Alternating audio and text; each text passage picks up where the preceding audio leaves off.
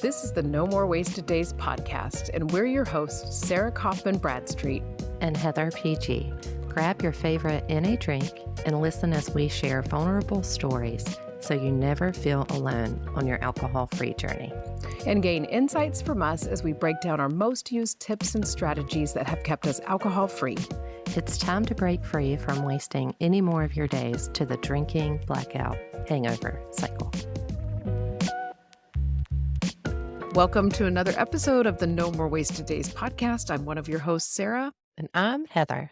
And we have an amazing episode planned for you guys. Today, we're going to be talking all about the buzz. And I know Heather is excited. I am so excited about this topic. I really encourage y'all to stay with us because there's a lot of information at the end that's going to be really helpful. Yeah. And not only are we going to talk about how the buzz happens, because I think the more you know about what alcohol is doing to your brain and body, the more powerful it makes you feel on your alcohol-free journey and saying, hey, I'm saying no to this thing that does all of these crazy things to your brain, which you're going to find out. But then we're also going to give you tips on how to recreate the buzz in a healthy way. And you're obviously not going to feel the buzz the same way you would with alcohol, but it gives you those tools and strategies that you need. So definitely stick with us. It's one where you might want to listen to it a few times to get all these tips and strategies, or else have some notes, some way to take notes handy as we go through. Yeah, I think that this particular topic is incredibly empowering. So yeah, I do too. Let's go. All right. Before we dive in, did you want to give any updates on life stuff, or are you kind of like, I do want ready to say, to roll? I am ready to roll, but I do want to say that I'm like day 20 something off Sour Patch Kids. And the past 2 nights, I have looked at my spouse and said, I miss Sour Patch Kids. I'm grieving because they were part of my nighttime routine. Yeah. I'm grieving my sugar addiction to Sour Patch Kids. That's all. I feel for you. I totally feel for you. It is rough. Those things that we do that are part of our life. And even though we know they're not healthy, they're there. And, you're doing awesome, though, into the 20s. Let's get into the topic. We don't have to do life updates. I just wanted to say that. I was going to say, and I don't have too much happening except for our house is going to close. Like it's cleaned out in Oregon, and we are ready to put all of our focus into our house build so we can finish this dang house that I actually record in each week. Let's turn it into a real house that people live in and not a build site. So that's really all I've got for everybody. And I feel like stress is lower, and February was a shit show. And now dumpster fire. We can move on. So I'm excited. It's a feeling. I feel like it's a feeling for a lot of people. I've heard it in the Daymakers. I've heard it with just friends, family. So I think we're all ready to roll. Yeah, all definitely. Right. We will dive into the topic, but super quick. I did mention the Daymakers community. Remember, you can always join us in the community. I always put the link in the show notes. So check that out if you need an online community of like-minded people who are on an alcohol-free journey or a sober, curious journey. Hop in, try it out for a week, and see if it's for you. That's all I'll say, so we can just get into this topic. All right. So first thing we're going to talk all about is just how does the buzz happen? And I really try to educate myself as much as I can on the effects of alcohol, the real scientific effects of alcohol, because they are something that motivated me so much when I first took on this alcohol-free journey. And I want to know as much as I can so I can deliver it to all of you in an efficient way, in a way that makes sense to everybody. So I have been reading the book called Drink. It's Drink ? So Drink by Professor David Nutt. And you can look that up, and I will actually put a link to it in the show notes too. It is very scientific. There are no stories in it. It is just, here is what alcohol does to you. So we're going to dive into what happens when you drink alcohol. The first thing you need to know is it's a super small molecule. So it absorbs super quickly into your bloodstream, and you start to feel the buzz pretty quickly. That's one thing that I always noticed with alcohol. It would get those effects to me that I was looking for pretty instantaneous. And within the first 5 to 10 minutes, you start to feel a little warm or flushed. And that's because you're going through a process called vasodilation, where alcohol allows the blood vessels in your skin to open. I think this is just absolutely fascinating. I love science. And when I started to learn about this, I was just like, what? Yeah. And I love to, we're going to go through like step by step of what happens throughout the buzz.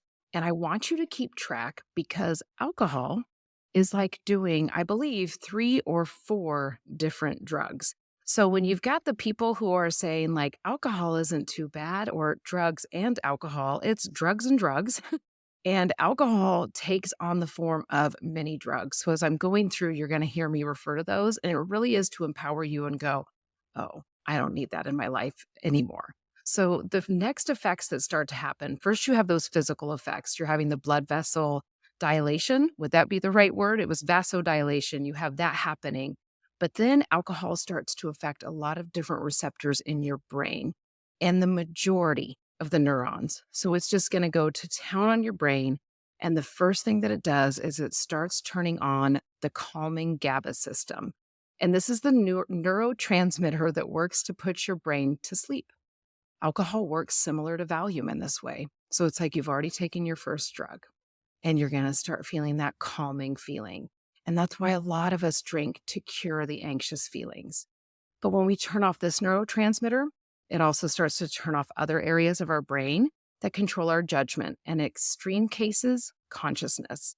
So, this is actually how people die from alcohol poisoning. So, it's kind of the first thing that starts to happen in your brain, but it will continue to happen. The more you drink, the more you're turning on the calming GABA system and you're just chilling out your brain, maybe a little too much. So, obviously, that's an extreme case, but it is something to be aware of. So after this go ahead, Heather. I just think like, when your brain, if you look at a lamp and the lamp is bright Mhm. and then it starts to dim. This Yeah. is what came up for me visually when I was listening to Yes. you. So you kind of start to dim yourself Yeah. with the ethanol, alcohol. Right away. Yeah, exactly. I love that you just called it ethanol too. I think that that's super empowering. That's something I learned from Annie Grace's book, This Naked Mind, and it stuck with me. Like that's something that has powered me through. So after we start turning on the calming GABA system, all of a sudden your frontal cortex starts turning off. And this is why when we set out to drink 1 or 2 drinks, we tend to drink more because our frontal cortex is the part of our brain that keeps us in control. And without it, we start to lose control. So it totally makes sense when people say, I always just wanted to have one. Yeah, me too. Me too, friend. I wanted to Yeah. have just one as well. Same. But Same. unfortunately, the way alcohol works, it turns off the part of your brain that says, hey, you should probably stop now. Instead, it's like, do whatever you want. I have no control anymore. So that's just Right. wild. Yeah. Like your prefrontal cortex is in the front of your brain, like your Hmm. actual forehead.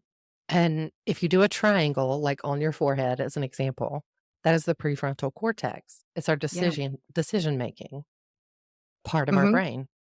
So this is Yeah. like perfect example Oh, of like maybe why we make poor choices. And as I say in the Daymakers community, this is my very unclinical definition. When we quit drinking, we can think with our whole brain. exactly. And it's powerful. I feel like that's why a lot of times people are like, oh my gosh, I feel like I'm seeing life in HD after I quit drinking. You'll hear that a lot. And it's because, oh my God, your brain is working. And what a gift. So as you start to drink more, you enter a blood alcohol level that puts you over the legal limit to drive. So this is when we get to that point and your brain stops producing glutamate. And this is the neurotransmitter that turns our brain back on. So GABA is calming us down and then glutamate comes into work to turn your brain back on. And all of a sudden, glutamate's not being produced anymore. So your brain is just not working the way it's supposed to throughout the day because all day long, your brain actually does have GABA enter and then glutamate. And it should just be this really equal balance happening. But now you don't have that function. And Yeah. then next, your serotonin levels increase. And this makes us more empathetic. I loved learning this part This is what makes you think people are more attractive than maybe you would initially see them as a sober person, because attractive is different to every single person, right? But this is why maybe you kissed that guy that the next day you go, "Oh, that's not my type." Or you became best friends with someone where the next day you go, "I was talking to who at the bar all Yeah. night long?" Yep. And this works similarly to ecstasy. So you've taken your second drug. Right. With your beer goggles on, and you've made a Exactly. best friend and you don't remember their name the next morning. Oh my god. I made best friends that I would annoy and they would leave while I was drunk because I was drunk and they possibly were not, but they were my best friend. So many best friends. Oh my Mhm. god, my husband having to pull me out of bars being like, "It's time to go." "Oh, but I made a best friend." "No, you didn't." Yeah. "No, you didn't." That was the that was all these brain chemicals that, kinda took control of your social event, really. Yeah, Gosh, it's crazy. exactly. It's wild. So then next, I believe we have 2 more things that are gonna happen in your brain. So if you're like, "Oh my gosh, what else?" Well, there's 2 more things. Then dopamine is released. Now, when I first started diving into all this, I thought dopamine was the only thing that really happened when you drank. Like, that's the one main thing we hear about the most. But it's actually after this long list of things that's already happened. So dopamine's released, and dopamine gives us drive, motivation, and energy. And this is why some people say, when I do chores, I drink. It gives me more energy. And guess what drug this is similar to? Cocaine. Yep. So now you've taken your third drug and you're getting an energy boost. So I Mhm. know you were a person who drank to get things done. Absolutely. Yeah, I I was mean, not. give me some wine, I've cleaned the house, decorate, just start painting, get an you know, I have heard many people say that like, "Okay, I'm gonna paint my living room." Well, of course I'm gonna have a beer or wine while I'm painting, right? Oh, yeah.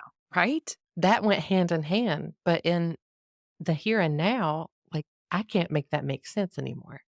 I know. I was never a drink and get things done. Like, my motivation went way down when I drank, and it also made I'm a person who is always busy. It's a Mhm, problem. I'm working on it because I realize I do need a rest. But drinking actually made my brain not feel like it needed to tackle all the crazy things happening in my life, not feel bad about the laundry, not feel bad about this. But if you are a person that you're like, "But I clean the house, that's how I clean the house." Well, it's because it's giving you dopamine, and you can actually learn to get that from other places. Now, what dopamine did do for me when I would drink was it made me louder. It made me think that I was more enthusiastic, but what it actually did was made me more obnoxious. mhm, And it says that this is why people may be caught why stupid fights start or arguments. Because at first I saw that, I was like, "Well, I didn't fight when I was drunk. I'm not a fighter." And I was like, "But I did argue. I bickered with my husband mhm, over stupid things." And this is really similar to marijuana. It gave that to me too, where I would be like, "I'm just more bold. I'm more open when I'm this way." No, my dopamine levels were rising, but they were making me bicker. They were making me say stupid things. So the mhm. dopamine release is what lays down the groundwork for addiction. And then you get hooked on the energy and the fun and you keep coming back. And I Yeah, think that's why people talk about the dopamine a lot because it is the addictive piece. yeah, totally. I mean, just to break it down really simple, like, from a chemical perspective, right? You've got the ethanol, which in the medical field, when I worked at the hospital, someone would come in, they would take their blood alcohol level. It would be, let's say, 8 times over the legal limit. And clinically, we write down or type ETOH, which is the chemical symbol for alcohol, Hmm. ethanol. So I just wanted to say that. And then you're chasing all these chemicals and you're essentially chasing a 15-minute high. Yeah, because it really is nothing tops the first 15 minutes of drinking. Hmm. It really doesn't. And I know I was always chasing the maintenance of that. If I could just learn how to maintain that, then it would be perfect. But I couldn't, Right. obviously. Turns out I wasn't so good at that. So the very last thing that happens is endorphins. And these are your brain's natural opioids. We've done one more drug.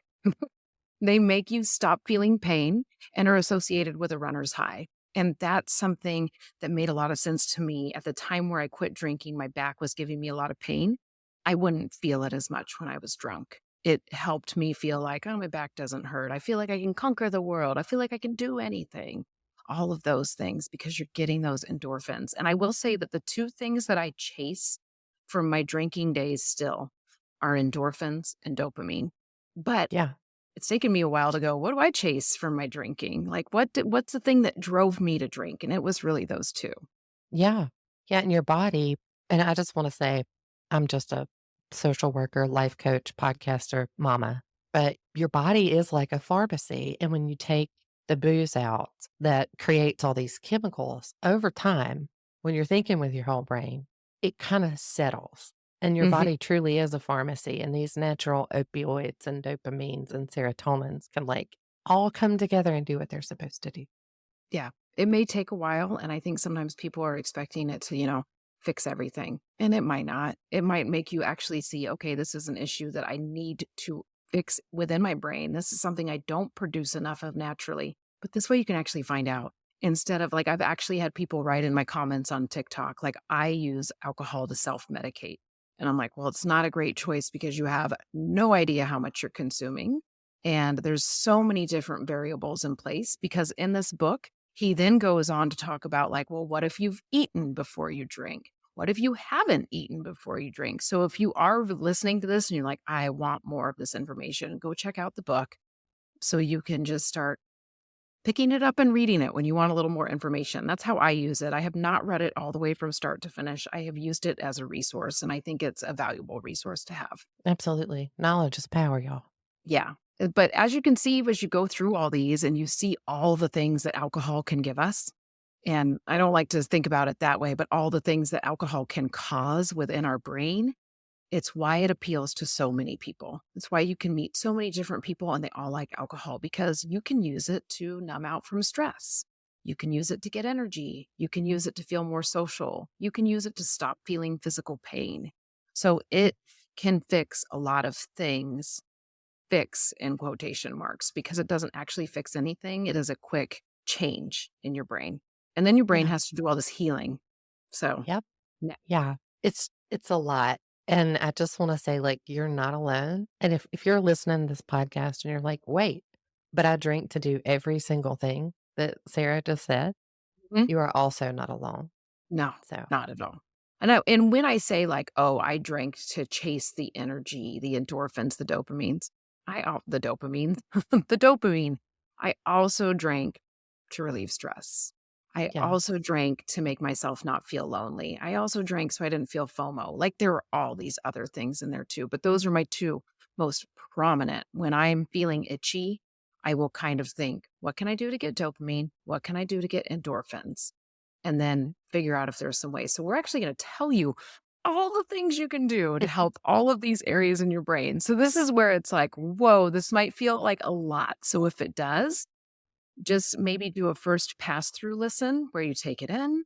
And then a second one where you're like, okay, now I'm going to go and take some notes. If you're a person that's like wants this information, like this is stuff that I give the day makers regularly. We talk about this over and over and over. So they hear it over and over. So you can do the same thing by listening to this podcast a few times. So the first thing we're going to do to replace our buzz, we talked about glutamate and GABA at the very beginning. And remember, GABA is the thing that makes us feel calm. And then glutamate is the thing that turns the brain back on. So we need to rebuild these areas in our brain or support these areas in our brain. And the best way to do this is through diet and stress management, something that we talk about a lot, don't we?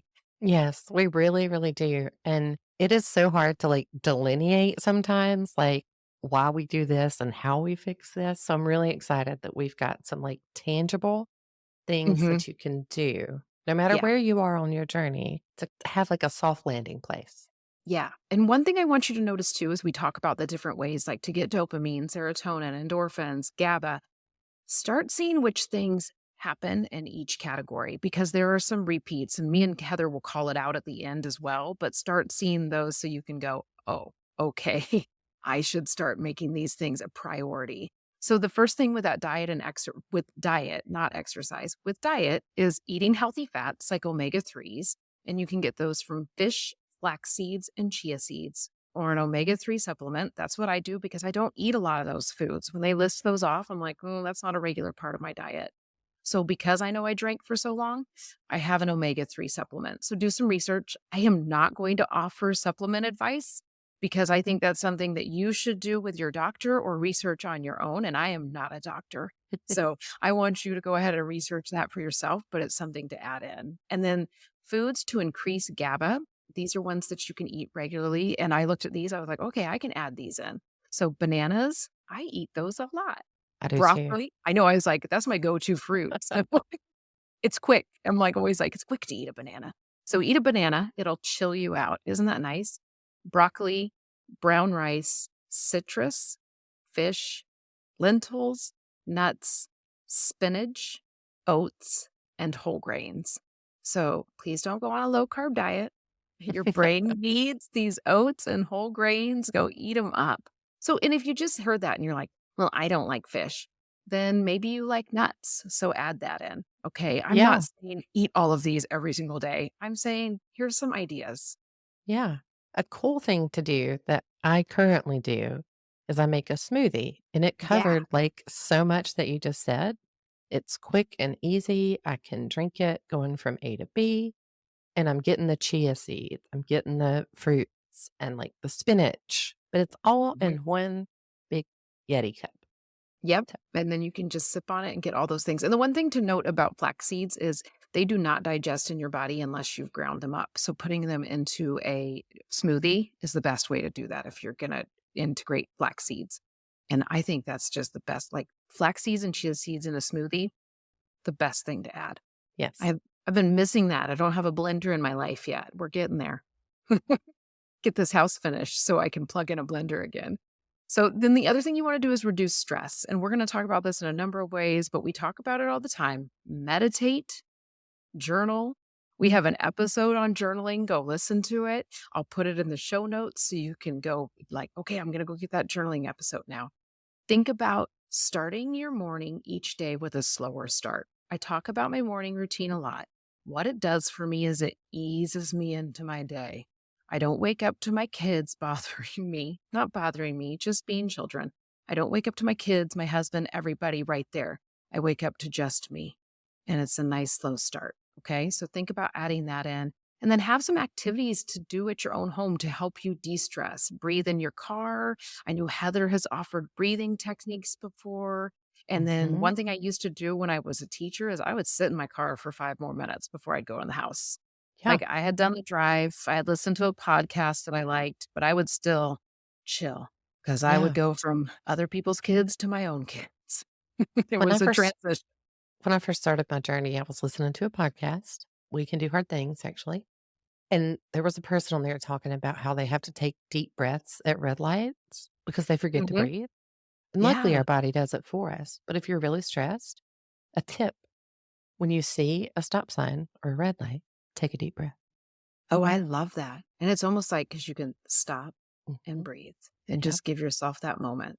So, those are some of those ways to remember how to add those reducing stress techniques. And we have a whole episode on reducing stress as well. So, I'll link that. The next thing I want you to start thinking about is to get dopamine naturally. So, this is something I try to make TikToks on regularly because it was the first thing I learned about like, oh, your brain produces this dopamine when you drink. How can you get it in different ways? Dopamine enables motivation, learning, and pleasure. And it gives you determination to accomplish the goals that you're seeking to go out and bring into your life. So, dopamine is super important. It is one thing when people talk about, like, I feel so low when they've just quit drinking. It's because your dopamine source has been cut off. And the way you were getting it regularly is not there. So, your brain is like, I don't have any motivation to do anything. So, you need to start doing these things, which is hard when you don't have motivation, but luckily, a lot of them are really easy. So the first thing that you can start doing is getting outside and soaking up the sun. How easy is that? You don't have any It's motivation?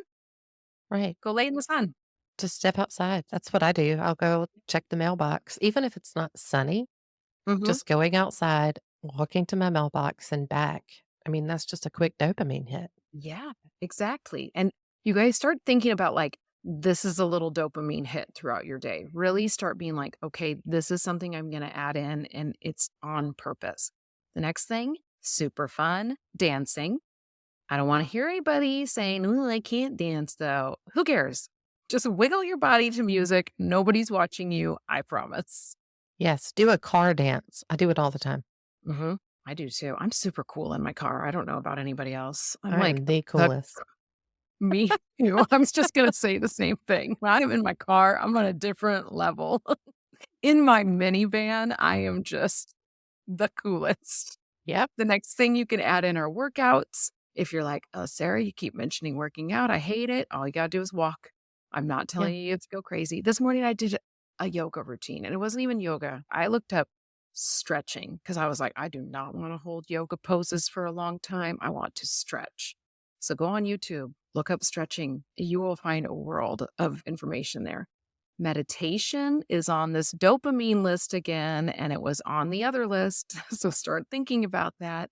The one fun thing to do to get dopamines, make a list and cross things off the list. Make it Yeah. simple, you guys. Don't be like, today I'm going to do this really big project that I've been putting off for a whole long time. Don't do that. That's not what we're saying. Say, sometimes I write down, keep the tiny humans alive. Yeah. So then the next day I can cross it off and I can go, I did it. Like, make Absolutely. dinner, like write down things on the list that you know you're going to do anyway, just to get that dopamine hit. Yeah. It's a genius way to reframe and keep it moving. Yeah. And I think people like when you say write a to-do list, like if you're anything like me, you start writing down everything in the world that you ever wanted to do. And then I have to be like, no, no, no, no, no. How about brush your teeth? Yeah. Keep it real simple. Yeah.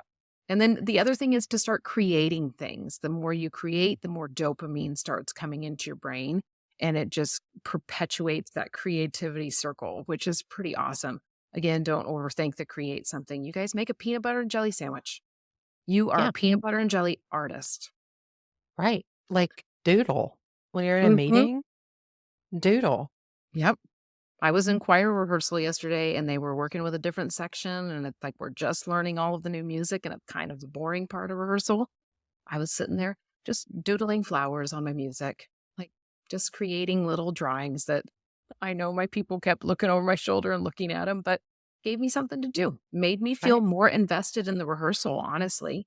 So think about that. Just think of going out, doing a little meditation, getting your sun soaking in, and really think, okay, I'm going to make these things happen in my life. I'm going to be intentional about them. Yes. And I think like these things are so simple. And if you try to, as a, as a person, me as a person who tends to overthink and overcomplicate things, Yeah, me too. I just want you to know that if all you do, like when we're talking about dancing, put on your headphones, pull up Beyonce's new country song, and give it a wiggle in your chair. Ain't nobody gonna see you. It's all good, Yeah. you know? Exactly.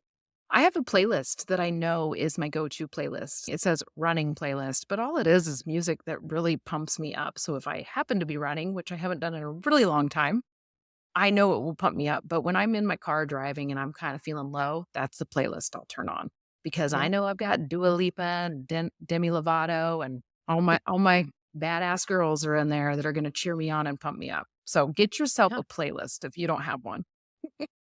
definitely. Are you ready to move into serotonin? Yeah, Okay, serotonin makes you feel significant among your peers. So that's kind of like a little confidence booster, which I know I was lacking when I first quit drinking because probably I wasn't getting that serotonin anymore. And I do know that when I drank, I felt more confident. I had a false sense of confidence when I would drink. So if you're low on it, you might be feeling overly sensitive. You might have mood swings. You might feel hopeless, have social phobia. I know I kind of had that in my first month or so of being alcohol free. And I cracked it up to like, well, I don't want to socialize. Everything I did revolved around alcohol, but it may also be because your serotonin's low. So let's dive into how we can actually get it. One way is to socialize and connect with friends. That might feel really hard when you're having this social phobia feeling, right? So text a friend. I say it all the time. yeah, Texting is like God's gift to introverts. yeah. Because if you're sitting here listening, like I do one-on-one sessions with folks, and I hear a lot of like, I thought I was an extrovert, and Hmm. I'm an amnivore. I don't know if I'm ever saying that right. The middle, right? Yeah. Where like you're an extrovert because you've got all these chemicals going through your brain produced by alcohol. Now you don't have them anymore. And you're like awkward at socializing. And that's why. Like, Yeah, it's and it's okay. okay. You Love can that we both text. said at the same time. I know you can text a friend and kind of hide behind the phone and just kind of like ease out. Just Mhm. take good care of yourself. Take it easy. But this Yeah, is fascinating because so many people are like, but I thought I was an extrovert. yeah. I've always known I was an introvert, and alcohol gave me the edge up, and I was kinda like, "What am I gonna do without it? I will never socialize again." I started to crave it again, and I started to find it in my ways, and it comes back. So don't worry, you will get there. And I feel too like now I really get to own my introverted self, and it's nice. So the next thing you can do for serotonin, cold showers. I'm not doing that, but some people do. Some people do the cold I bath. have started ending my shower in ice cold water. Oh man, I am I proud of you. I've done it twice, and I feel like I need some kind of medal. So, I I highly think you do recommend it, too. but it's a little difficult. Just heads up. Yeah, I hate being cold, hate it, and I'm cold a lot. Like, I feel like it's my natural body temperature is cold. So I'm like, "No, no way." But don't worry, you can also soak up sunlight for serotonin, so that's an overlap from dopamine. Another thing you can do is treat yourself to a massage. So get a little physical touch, get a little massage in the muscles, and the serotonin will start coming in. And you can even tell your spouse, like, I have to do this. My serotonin levels are low. And they might Yeah. not know what you're talking about. So they'll just go, okay, whatever. And then this one we've seen on other lists, exercise. Oh my gosh, here it comes again. I'm sorry to tell you, I'm it seeing does a a lot for pattern. you, right? Okay, do you feel good about serotonin? Are you ready to go to Yeah. endorphins? Okay. So endorphins. This one was big for me when I started figuring this out. We had a member of the Daymakers community, and they would talk about like this feeling of FOMO all this time. Like, I just want to go out and I want to do crazy things like I used to do when I'd go party. And now I just can't figure out how to do that. And I finally figured out, I was like, you need an endorphin rush. Like, we've got to figure out how to get the endorphins for you. So, endorphins will release a brief euphoria to mask physical pain. And it's our body's response to pain and stress that alleviate anxiety and depression. So there's a lot of things happening there. But it's when Yeah. people talk about a runner's high, running is not comfortable for like the first mile. It's just like, ugh. Then all of a sudden your body releases endorphins. And then that's when you're like, oh my God, I'm flying. I'm the fastest runner in the world. I feel amazing. That's how it happens. So, how can you get it naturally? Because if you've ever had a runner's high, it's the best. Have you had one? I have not. So I am really excited about how to get it without me having to run a mile. Right? Exactly. Because running a mile is not for everybody. My kids are in middle school and they have to run the mile, and I'm always like, "Oh, I hated doing that."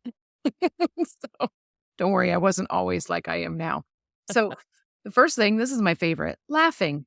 I love to laugh. I'm like, Me too. "Is that Buddy the elf?" Oh, smiling. Smiling is my favorite. Laughing is my favorite. Yeah, I did this yesterday. I had a really busy day and I put on a funny podcast. And it was the type of podcast that you could listen to without like getting super hyper focused, which is Mhm. great for me because I was driving. And I just giggled every once in a while. And it really did help because it was raining. Like it was all the recipe for a nasty day. So I highly Yeah. recommend trying to My find something that makes you laugh. Funny podcast, a movie, mhm. tell dad jokes or whatever. Like, Reels. yeah, like cute chicken videos, 10 Oh out of my 10 gosh. recommend. Yes, cute chicken videos. That's how I communicate with my children sometimes, texting them duck and chicken videos. I'm like, "We're keeping the communication alive here." You guys, funny podcasts, if you're looking for some, I love Smartless, Conan O'Brien Needs a Friend, The Handsome Pod, my all-time favorite. Like, That's what I was listening to yesterday. I cannot get enough of those 3. Yeah, And without I can be in the worst mood and I can listen to the Handsome podcast and I'm better. Like, it's yeah, good. So it go really listen is. to those 3, check them out. I'll try to remember to put those in the show notes. But and then the cool thing about the podcast algorithm is once you start listening to some, it starts to say, because you listened to Handsome, you might like this. Because you listened to Smartless, you might like this. So if you Yeah. need a good laugh, you can go the opposite of laughing for endorphins and you can cry. So it's a I whole did nother this week yesterday of too. right?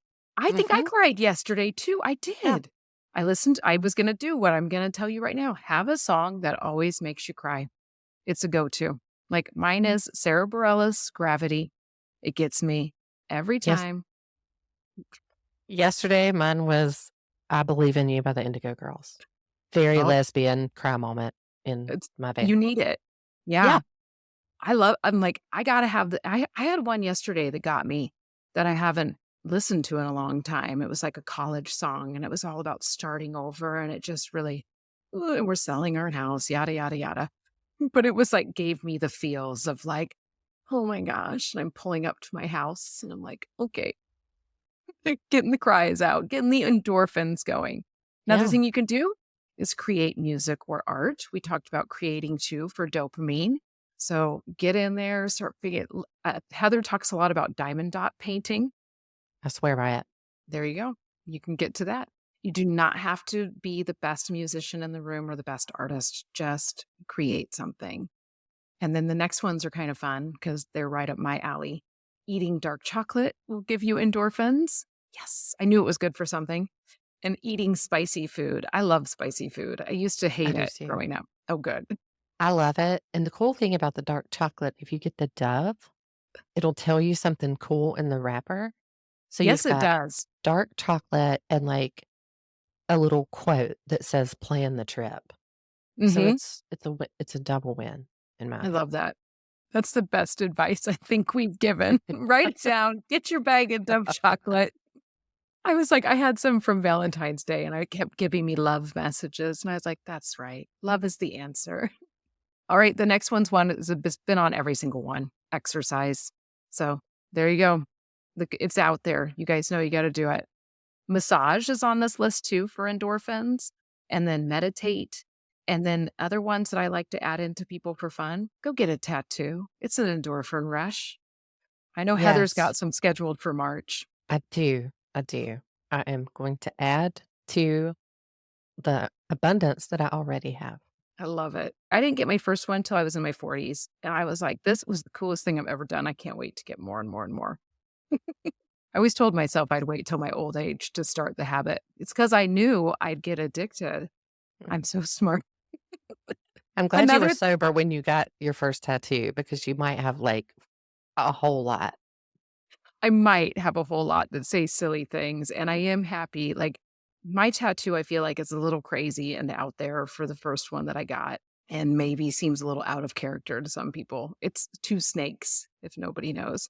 And I'm not a snake person, but I love it so much, and I can make the snakes dance on my arm, and it brings me immense joy. Yeah. I just wanna say one more thing about tattoos. I got a majority of the ones that I have after I quit drinking. Yeah. Well, guess what? Because you have more money. Exactly. So that was my thing too. I felt guilty. I was like, I can't go get a tattoo. I don't have money for a tattoo. I have my kids that I need to worry about it. And I was like, wait a second. I haven't drank for 3 years is when I got my first tattoo. When it was my 3-year sober gift to myself. Because Heather told me I should do it. Whoops. And now I just keep dreaming about the sleeve. I'm like, "Oh my gosh, I can't wait." So, anyway, sorry, we went on a tangent, but I always throw that one out there for people because I just think it's so funny and it's always and also I've seen skydiving listed to get endorphins. I'm like, do it if you want to, but I'm not telling you you have to because I am not. But maybe watch people skydive. All right. So that's it. Those are the ways you can recreate all those chemicals in our brain that we need that alcohol gives us in quotation marks, but we can give it to ourselves in a healthier way. So I really hope that this information made you be like, yes, yes, yes, because that's how I feel when I learn all this stuff. Is that how you feel? Yeah, it's so empowering. I think just knowing this stuff and, you know, I was 40 or 39 years old, and I'm thinking pretty smart, but I honestly just did not know. A big part of it is I didn't wanna know. Yes. I knew it when I was at Mhm. work. This is what I've done my whole life, but I Right? didn't want to know it. Yep. And there are a number of reasons I don't drink, but this one motivates me a lot when I Yep, think about the damage that it does to your brain. When you think same. about you drink one thing and it's equal to Valium, cocaine, ecstasy, and then opioids. Like Yeah. when you look at that and you go, oh my God. And when people say, oh, I drink alcohol, but I don't do drugs. Oh, yes, you do. Yeah. I Like, know that's really controversial, but it is a scientific fact. mhm. It's factual. Heather got so worked up about that that she had to hit her desk. I had a visceral reaction to that. So the one thing I also want to make you think about is what were the repeats in those areas so you can get more bangs for your buck when you're working on getting all these chemicals into your brain. Meditation was on most of them, and so was exercise. So seriously take a look at that. Think, do I do this in my life? How can I incorporate it in? But really take this seriously. Like your number one priority in life is taking care of you. And this is not about working out or eating healthy or quitting drinking so you lose weight and look good. It is about taking care of your mental and your physical health. And it is so important. So, really think about this and start incorporating some of these things into your daily routines and habits. And you're going to start to notice that the cravings happen less and less because your body is already full of what alcohol is trying to offer it, and you're getting it naturally. Yeah. I really encourage all of you to like do some more research if this piqued your interest or and this Hmm. resonates, share it and really like start researching and truly know that knowledge is power. And our goal here is just to kind of set you up, I guess, with a in a different way and a different Yeah. perspective. Yeah, for sure. And I know this one was a little bit longer than our regular episodes, but it is because it was so much information to pack into. So I hope you enjoyed it. If you did, be sure to leave a rating, a review. And if you haven't already, be sure to subscribe to the podcast wherever you listen to your podcast, because that is one way to boost us. People keep saying, I'm loving the podcast. I love the information that we're getting. Well, one way you can support us that is so simple is by subscribing.